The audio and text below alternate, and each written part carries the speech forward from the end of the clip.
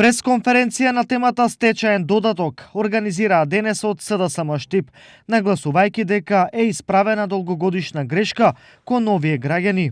На 14 јануари 2020 година парламентарното мнозинство, предводено од Социјалдемократскиот сојуз на Македонија, ги усвои измените на Законот за материјално обезбедување на невработените лица поради приватизација на претпријатијата во доминантна државна сопственост, во јавноста познат како Закон за стечајците.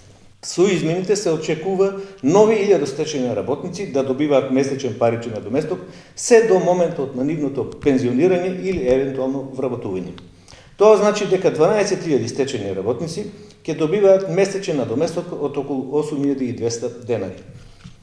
Со тоа, Социјалдемократскиот сојуз на Македонија, како одговорна партија која работи за доброто на сите граѓани, ја исправи долгогодишната неправда кон лицата кои не по своја вина останаа без работа и приход.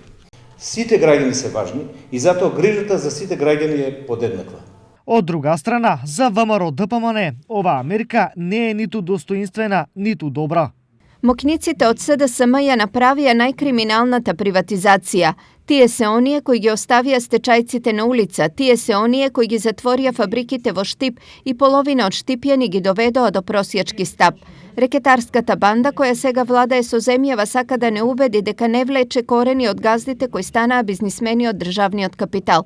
Стечајците кои со многу труд и чесна работа заработуваа за живот, зарем сега треба да бидат благодарни на оние кои им ја скроија капата.